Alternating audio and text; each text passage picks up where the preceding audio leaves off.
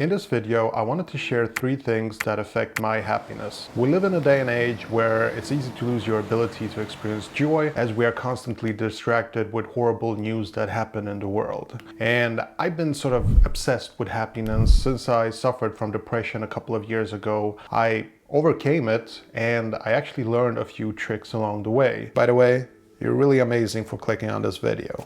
Thank you. Now, I'm not saying that I'm an expert on happiness, and I never will be. In fact, I will always consider myself to be a student. And happiness is also such a fuzzy word, isn't it? Like, what does it even mean? And people are different. What makes me happy may not make you happy. In the end, only you can know what makes you happy. But setting aside the sort of philosophical aspect of happiness, I have found that there are at least 3 things that deeply affect my capability to experience joy and happiness. And that's why I wanted to share today, because I believe it applies to most, if not all, people.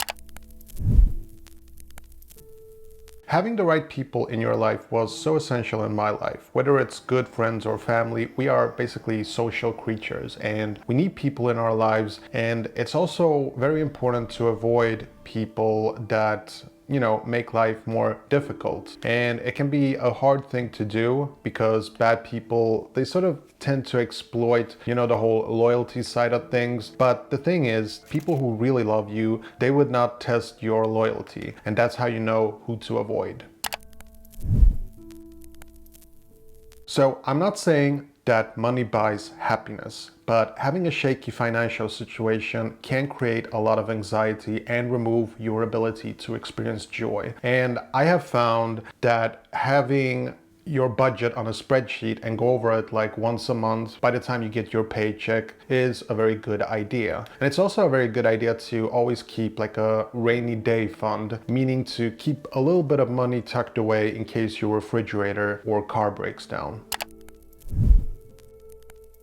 So our lives are basically mostly run on autopilot, which means that we tend to not be fully aware of what's going on in our heads, which may sound strange, but it's actually true if you think about it. And every day, millions and millions of thoughts go through your head, and I think you need to have a way to filter your thoughts. And you can do it in a number of ways. Personally, I like to journal my thoughts. I do it mostly on my smartphone. I do it on my laptop whenever I can. And I really like the Notes app. And I also have the habit of talking to my wife every single day. And I find that those 2 things really give structure in my daily life.